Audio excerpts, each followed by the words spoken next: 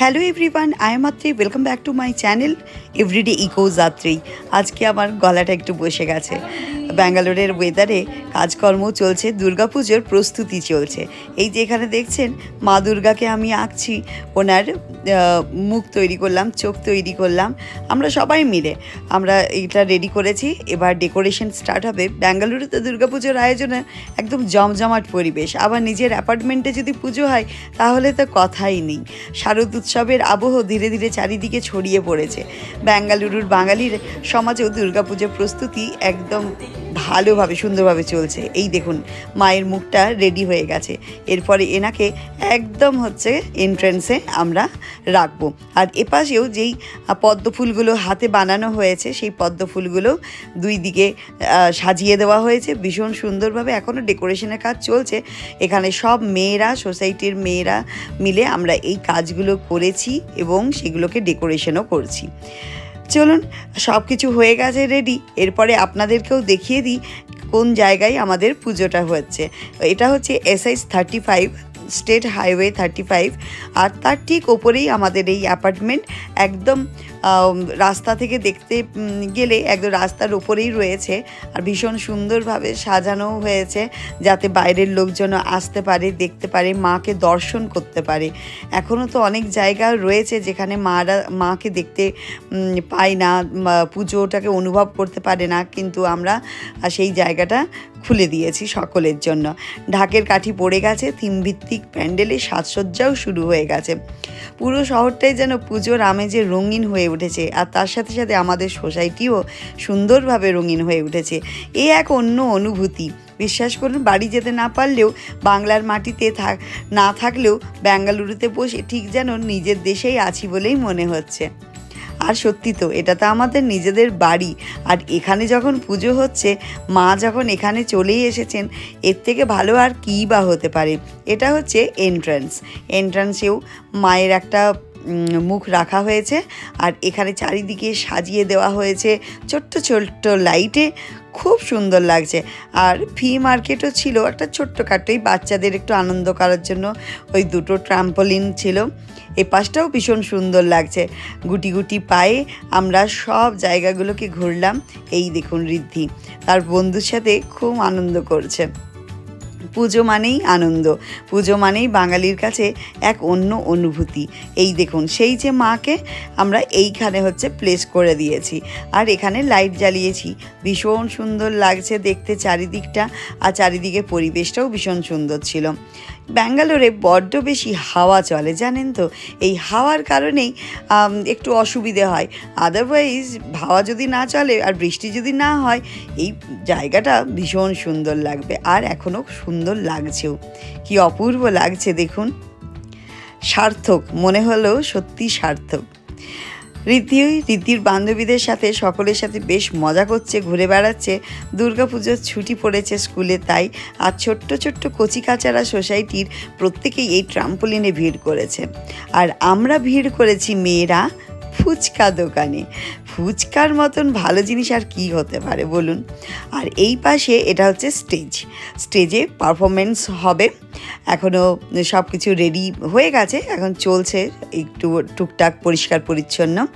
বিশাল বড় স্টেজ আর দারুণ পারফরমেন্স হয়। 2 দিন ধরে পারফরমেন্স হবে, সানডে এবং মানডে, রবিবার এবং সোমবার, ষষ্ঠী এবং সপ্তমী, 2 দিন ধরে। আর এই পাশে আমাদের সাজগোজও হয়ে গেছে। মায়ের বোধন হয়নি, মায়ের বোধন হয়ে যাবে খুব তাড়াতাড়ি। আমরা মাকে প্যান্ডেলে নিয়ে চলে এসেছি। মায়ের মুখটা এখনও ঢাকা আছে। আর সব দিকে চারিদিকে একদম সাজানো গোছানো সুন্দরভাবে করা হয়েছে। সব দিকে পদ্ম ফুলগুলো লাগানো, মাকে সুন্দরভাবে প্লেস করা, কি ভালো লাগছে। মনটা একদম খুশিতে ভরে যাচ্ছে। বিশ্বাস করুন, 365 দিন আমরা অপেক্ষা করি কবে মা আসবেন, কবে মাকে দেখতে পাবো, মায়ের মুখখানি। আর পদ্ম ফুলগুলোও ভীষণ সুন্দর লাগছে। আমার বান্ধবী রিচা এইবার দায়িত্ব নিয়েছিল, আর আমরা ওকে হেল্প করে দিয়েছি। সবাই মিলে কাজ করতে যে কি ভালো লাগে তার কিন্তু জবাব নেই। এই যে মাও চলে এসেছে। মাও ভাবলো কি যে চল মা যখন চলে এসেছেন একটু মায়ের দর্শন করি, কিন্তু বোধন তো আজ হবে না। আজকে পঞ্চমী, এই ব্লগটা পঞ্চমী আর ষষ্ঠী মিলিয়ে আপনাদেরকে দেখাচ্ছি। কারণ পঞ্চমী আর ষষ্ঠী মিলিয়ে দেখানোর এটাই কারণ হচ্ছে আমি ভীষণ ব্যস্ত হয়ে যাব এরপরে কাজে, তাই আর আপনাদের সাথে সেইভাবে ব্লগে নিয়ে আসতে পারবো না। এই হচ্ছে কাকিমা, শারমিতা আমার বান্ধবী, তার শাশুড়ি মা, সবাই মিলে এখানে এসেছে, সবাই দেখা করেছে, খুব ভালো লাগছিল। এই দেখুন মায়ের বোধনও হয়ে গেছে, আর কি সুন্দর লাগছে মায়ের মুখখানা দেখুন, মায়ের চোখগুলো কি অপূর্ব, আমি তো শুধু চোখের দিকেই তাকিয়েছিলাম। ঠাকুরমশাইও চলে এসেছেন, সমস্ত পূজার আয়োজনও হয়ে গেছে, সবাই মিলে আয়োজন করেছে, আমি শুধু তাকিয়ে আছি মায়ের চোখ দুটোর দিকে, কি অপূর্ব চোখগুলো লাগছে, অসম্ভব সুন্দর লাগছে। এখানে দুই ঠাকুরমশাই সন্ধেবেলায় এবার পুজোতে বসবেন, ষষ্ঠী পুজো শুরু হবে, আর তার সাথে ঋদ্ধির শুরু হলো এখানে গান। এবার গানটা তো কপিরাইট হয়ে যাবে, তাই আপনাদেরকে বেশি দূর শোনাতে পারবো না।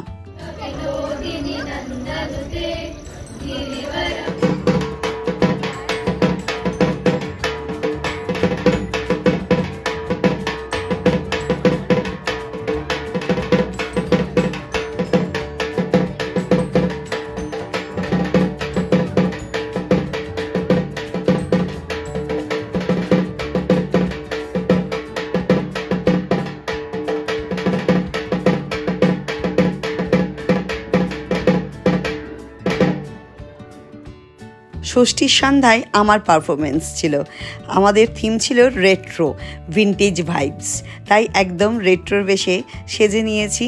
এরপরে একটু আপনাদেরকে গানগুলো শুনিয়ে দিই, তা নাহলে আপনারা বুঝতে পারবেন না কোন কোন গানের ওপর করেছিলাম। অনেকগুলো গান আছে, কিন্তু অল্প করে একটু 10 সেকেন্ডসের মধ্যে শুনিয়ে দিচ্ছি।